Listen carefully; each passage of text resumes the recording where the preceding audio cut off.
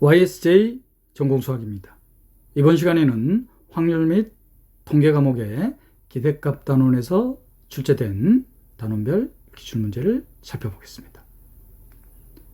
기대값 단원에서는 2002학년도부터 현재까지 5문항이 출제되었습니다. 이 5문항 중 4문항만 이번 시간에 살펴볼 텐데, 가장 최근에 출제된 문항인 2020학년도 전공의 8번 문항의 사전 배점의 소수령 문항은 이산수학 생성함수 단원에서 이미 살펴봤습니다. 이산수학과의 통합 문항이었습니다.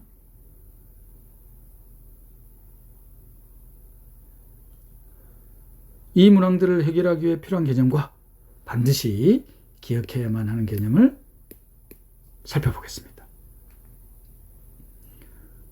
기대값이란 이산확률 변수, 연속확률 변수 두 개에 대해서 정의를 하는데, 이산확률 변수에 대한 확률 질량 함수와 확률 변수에 대한 함수값의 절대값의 곱에 대한 누적 분포 함수에 대한 값이 극한이 함수값이 존재할 때, 즉 확률 질량 함수와 확률 변수에 대한 함수값의 절대값의 곱에 대한 누적 분포 함수 값이 수렴할 때,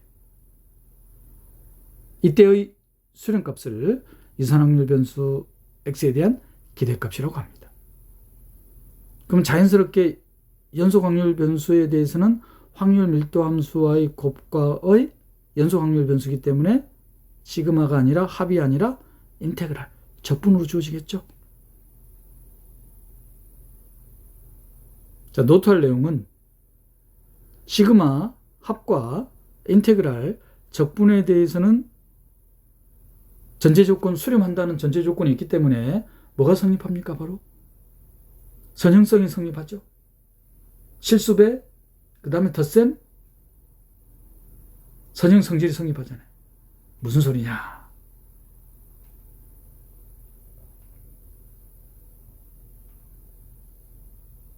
확률 변수 x에 대한 함수 fx와 gx에 대한 실수배, 그리고 상수만큼 더해져 있습니다.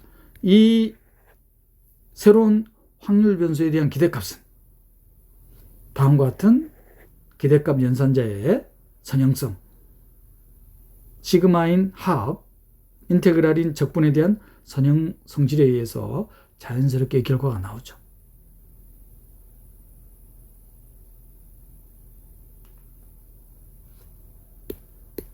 그리고 분산을 정의하기 위해서 확률 변수 x에 대한 기대값 평균을 미로 표기하면은, 분산이란 확률 변수와 평균과의 차의 제곱의 합의 기대값. 왜 제곱의 합을 평균을 구하는지는 아시죠? 왜? 확률 변수에서 평균 뺀 것들을 다 더하면은 확률 변수에서 평균만큼이 빠졌기 때문에 0이 나올 거 아니에요. 그래서 의미를 부여하기 위해서 제곱의 합에 대한 기대값을 구한다. 이거를 확률 변수 x에 대한 분산. 그러면 기대값 연산자의 선형성을 이용하면은 분산은 어떻게 더 유용하게 계산할 수 있냐면은 다음과 같이 계산할 수 있죠. 익숙한 내용들입니다. 왜냐? 중등교육과정에서 그대로 다룹니다. 그리고 분산에 대해서도 기대값 연산자와 같은 선형성질이 있는지 살펴보면은 선형성질을 가지고 있지는 않다는 거. 대신에 어떻게 되냐면은 실수배 제곱으로 나옵니다. 실수배 제곱으로 나옵니다. 상수만큼 더해진 건 사라집니다. 선형성질은 가지고 있지 않지만 이와 같이 간단한 형태로 나타난다는 거. 분산에 대해서. 특히 분산에 대해서는 다음 단원인 결합 확률 질량 함수, 결합 확률 밀도 함수 단원에서도 상세히 살펴볼 텐데, 확률 변수 2개 이상이 주어졌을 때는 확률 벡터의 개념을 이용해야 됩니다. 그 확률 벡터의 개념을 이용한 함수가 바로 결합 확률 함수예요. 결합 확률 질량 함수, 결합 확률 밀도 함수. 그래서 뭐가 붙느냐? 여기까지는 유사하잖아요. 그런데 요 항이 더 붙는다는 거. 다시 또 언급하겠지만, 자, 이거를 확률 변수 x와 y에 대한 코베리언스로 디파인합니다. 공분산.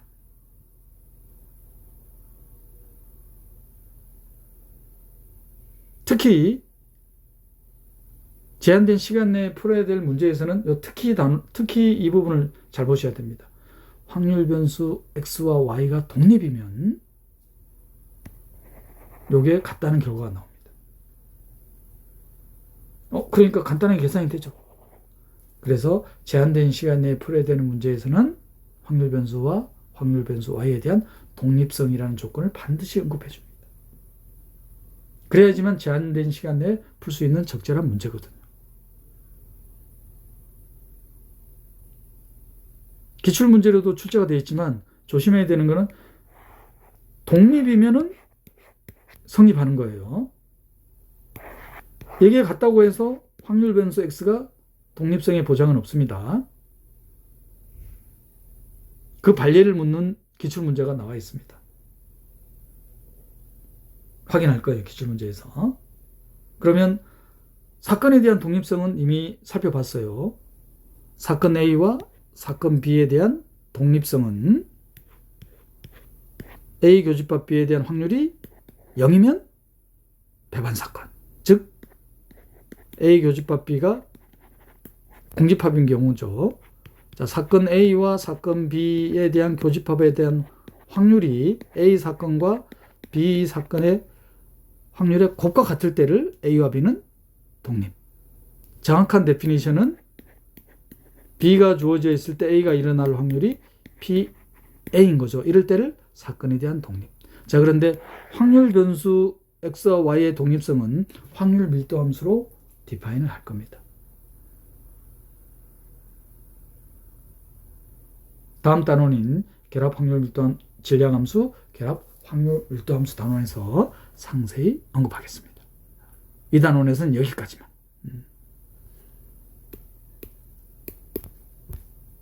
이거하고 관련된 기출문제는 결합 확률 질량 함수, 결합 확률 밀도 함수 단원에서 살펴볼 거예요.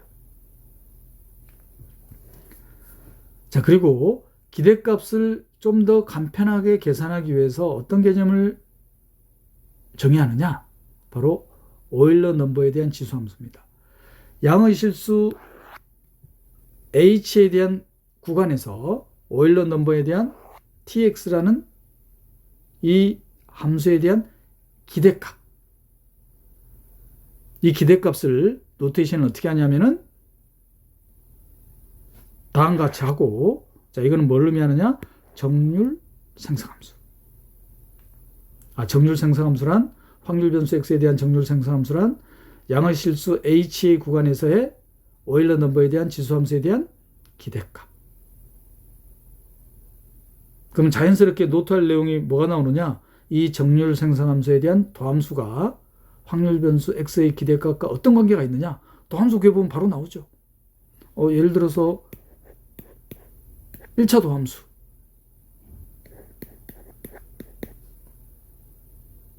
연속 확률 변수로 해보면은 이렇게 주어질 거 아니야.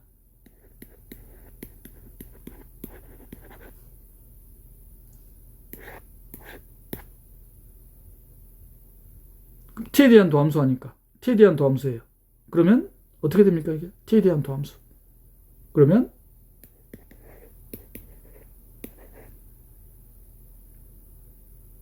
x제곱에 2의 tx인가요?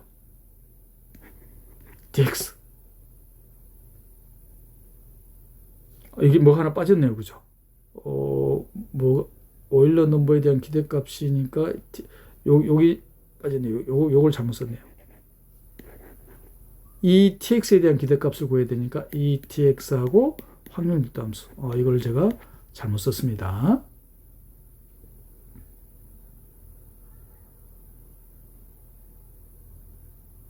그죠? 요거에 대한 미적분학에 대한 기본 정의. 그러면 자연스럽게 어떤 결과가 나오냐면은 정률 생성함수의 0에서의 1차 미분계수가 바로 확률 변수 x에 대한 기대값이 나온다는 걸 확인할 수 있죠. 일반화할 수 있어요. 어떻게 일반화할 수 있느냐? 확률 변수 x에 대한 n제곱에 대한 기대값은 정률 생성함수의 n차 미분계수 0에서예요.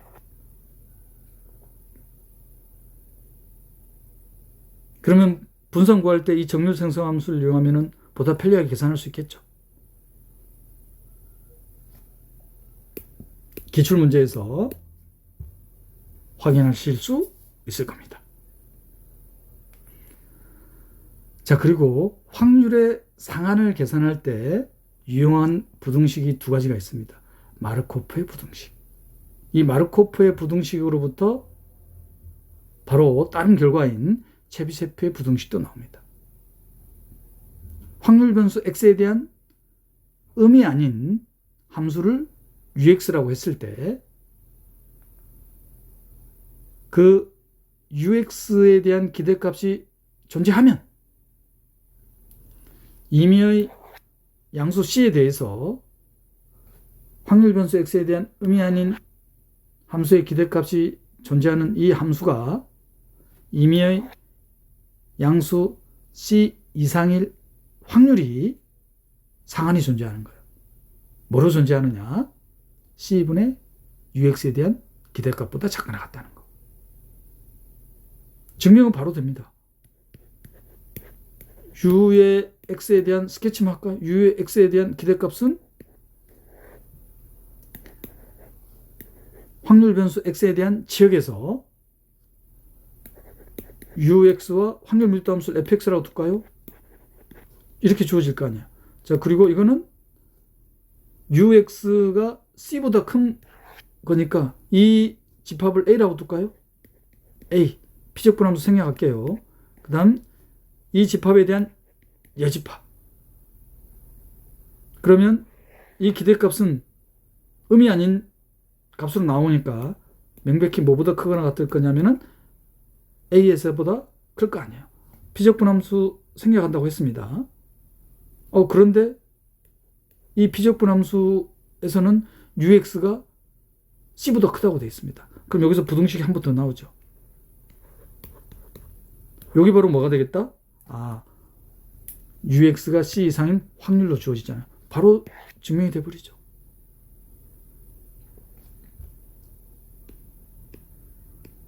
더 많이 이용할 거는 체비셰프의 부등식입니다. 체비셰프의 부등식은 확률 변수 x의 평균과의 차가 임의의 양수 k와 확률 변수 x에 대한 표준 편차 시그마보다 크거나 같을 확률이 어떻게 되느냐? 바로 음이 아닌 함수라고 했으니까 절대값이었잖아요. 절대값을 없애버리기 위한 방법은 제곱을 해버리면 되죠. 그럼 마르코프 부등식에서 바로 나오죠. k 시그마 제곱분의 x 빼기 뮤의 제곱에 대한 기대값. 근데 이게 바로 뭡니까? 표준 편차잖아요. 분산이잖아요. 분산이니까 시그마 제곱 사라지죠? k 제곱분의 1이 나오는 거예요. 이게 체비셰프의 부등식. 마르코프 부등식으로부터 나오는 다른 결과.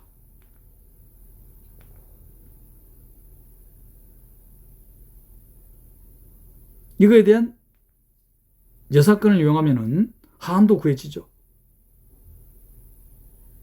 노트할 내용은 주로 어떻게 주어지느냐?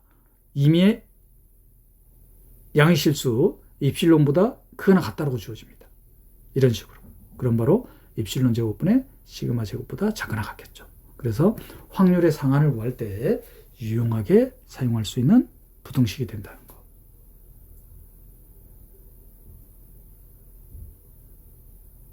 대표적인 게 The Law of Large Number, 큰 수의 법칙. 증명할 때 사용할 겁니다.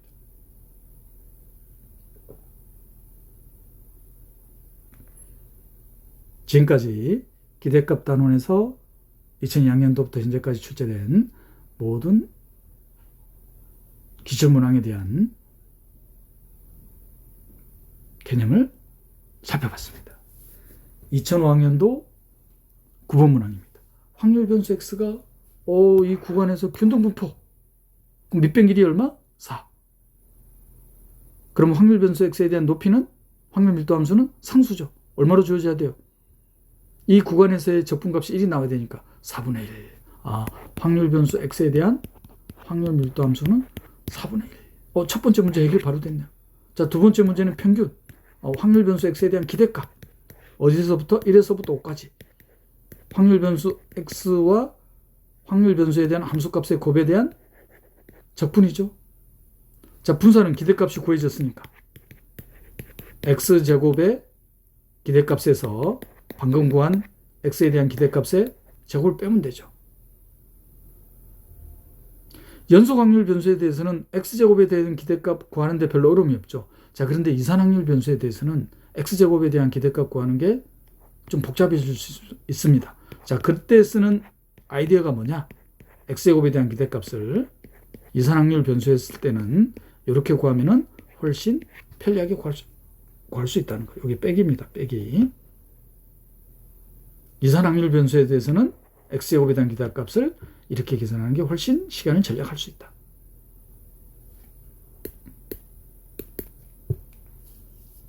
자, 단순 계산 살펴볼까요? 확률 밀도 함수는 바로 구해지죠. 상수. 자, 그 다음 기대값.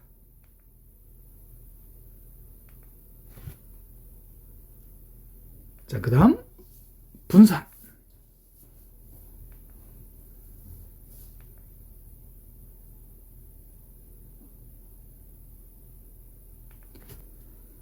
이번에는 2008학년도 19번 문항입니다. 동전 n개를 동시에 던져서 모두 앞면이 나오면 n제곱. 그렇지 않다면, 그러면 하나라도 앞면이 안 나오면 0점을 준다 이 말이죠. 0점을 얻는 겁니다. 모든 동전이 앞면이 나와야 돼요. 그럼 모든 동전이 앞면이 나올 확률은 2분의 1의 n제곱. 그때의 확률 변수값은 n이겠죠. n개의 동전을 던졌으니까 이거 바로 나오네, 그죠?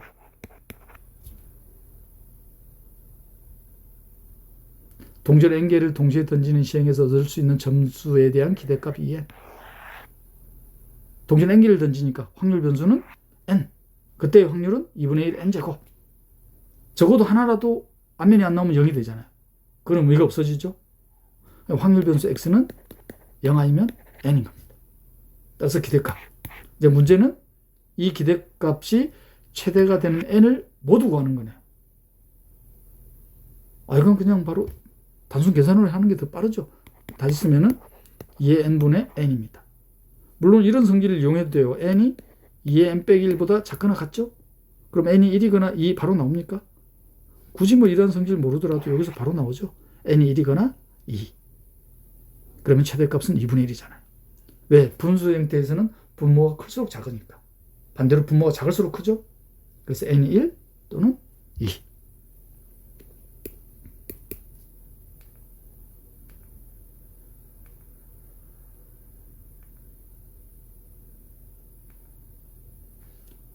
팁 많이 쓰죠? 이 부등식.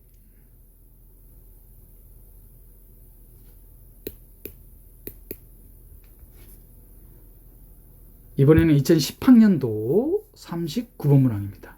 자, 바로 정률 생성 함수를 이용한 기대값 구하는 문제예요. 확률 변수 x에 대한 정률 생성 함수가 주어져 있습니다. 새로운 확률 변수 y에 대한 평균과 분산 구하는 거예요. 자, 그럼 y에 대한 평균. 근데 y가 확률 변수 x제곱. x제곱에 대한 기대값은 정률 생성 함수의 2차 도함수에 대한 미분계수 0에서의 확률 변수 y에 대한 분산은 y제곱의 기대값에서 y에 대한 기대값의 제곱을 빼는 거니까. 근데 y제곱은 x의 4제곱에 대한 기대값. 정률 생성함수 4번 미분해야 되겠죠. 자, y에 대한 기대값의 제곱, y에 대한 기대값은 y가 바로 x제곱이니까 방금 계산해놨죠 이거는.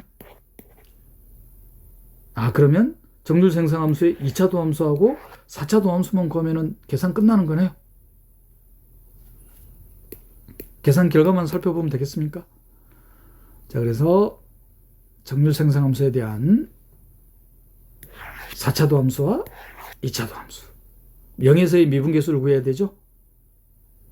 따라서 x제곱에 대한 기대값은 5분의 3, 4차 도함수에 대한 미분계수는 5분의 3입니다. 자, 그러면 분사는, y에 대한 분사는 25분의 6. 정률 생성함수를 이용하면 확률 변수에 대한 기대값을 보다 편리하게 계산할 수 있다는 거.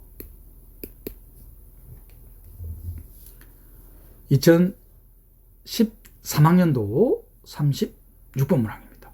연속 확률 변수에 대한 확률 밀도 함수가 주어져 있습니다. 전형적인 문제. 그러면 새로운 확률 변수 y를 확률 변수 x로 정의하겠죠? 정의 안 했습니다. 그러면 이 새로운 확률 변수 y에 대한 확률 밀도 함수만 구한다면 평균 기대값 분산 자연스럽게 구하잖아요. 자, 확률 변수 y에 대한 기대값 구하는 겁니다.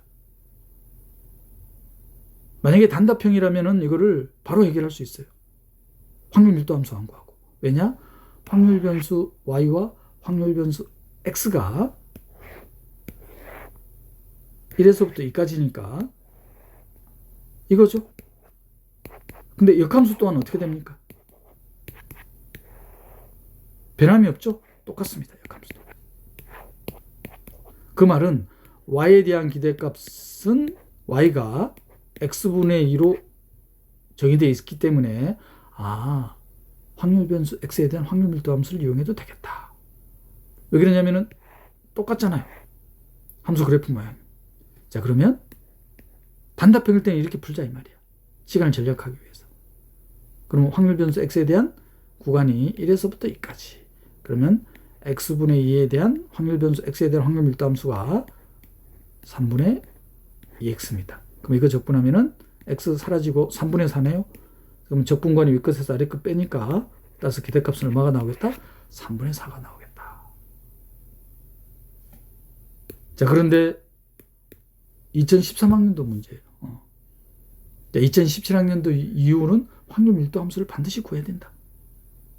그런 식으로 출제가 되니까. 그러면 누적 분포 함수를 이용하는 거죠. 자, 그거는 상세히 살펴볼게요. 확률 변수 y에 대한 누적 분포 함수. 누적 분포 함수에 대한 도함수가 확률 밀도 함수니까. 그 확률 밀도 함수를 이용해서 기대값을 구해야 되겠죠. 자, 그러면 누적 분포 함수. 그럼 누적 분포 함수를 이용하기 위해서는 이 부등식을 해결하려면 확률 변수 y가 x에 대해서 증가하는지 감소하는지. 감소함수죠. 그러면 누적 분포 함수에서 역함수를 구해야 되니까 부도 방향이 어떻게 되겠다? 바뀌는 거예요. 밑에서 다시 한번 볼까요? 요 전 단계가 뭐냐면 요 전 단계가 요 사이에 들어갈 게 y를 x에 대한 함수. 그 다음 단계가 어떻게 될 거냐면은 x가 진버스 y. 근데 y가 감소함수니까 부등호 방향이 이렇게 바뀌어야 되겠죠. 그래서 y분의 2보다는 크고 2보다는 작게 되겠다. 확률 변수 x에 대한 확률 밀도 함수는 주어져 있습니다. 그러면 이 확률값 계산되죠. 자, 확률값이 다음과 같이 계산될 겁니다. 근데 우리 굳이 적분할 필요 없죠. 확률 밀도 함수를 찾아야 되니까. 미적분하게 대한 기본 정리. 그래서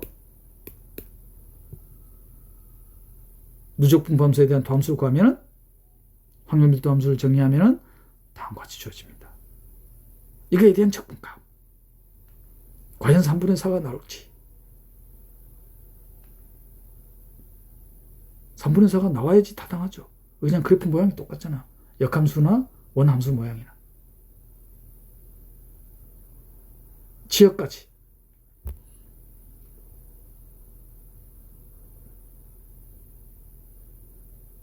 됐습니까?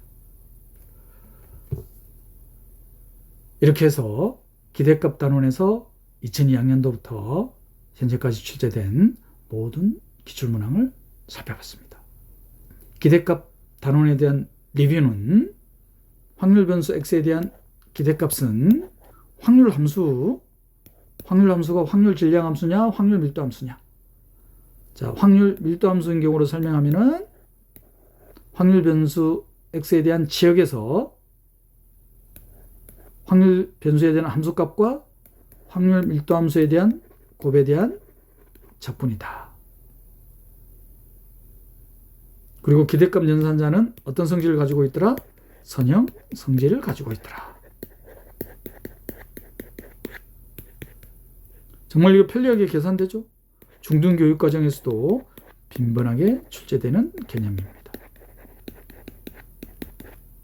분산은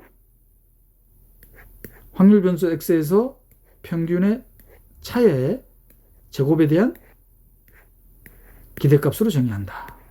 분산. 근데 분산은 선형 성질을 갖고 있지 않는다는 거.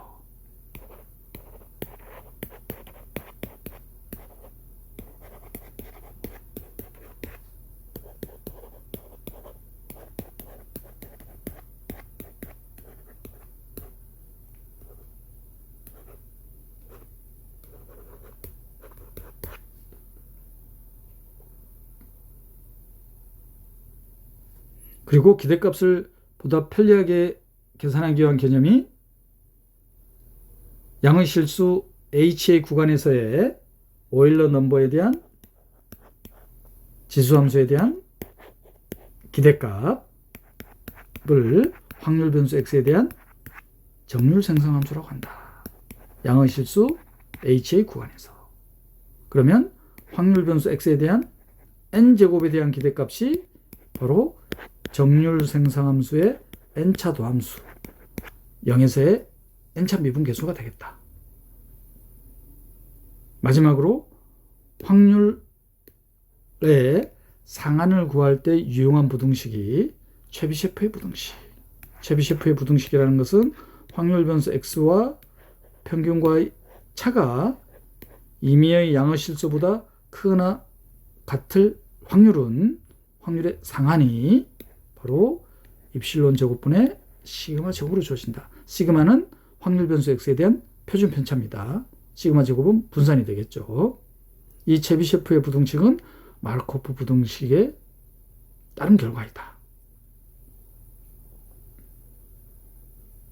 지금까지 기대값 단원의 기출문제를 살펴봤습니다. 다음 시간에는 결합 확률 질량함수, 결합 확률 밀도함수 단원의 기출문제를 살펴보겠습니다.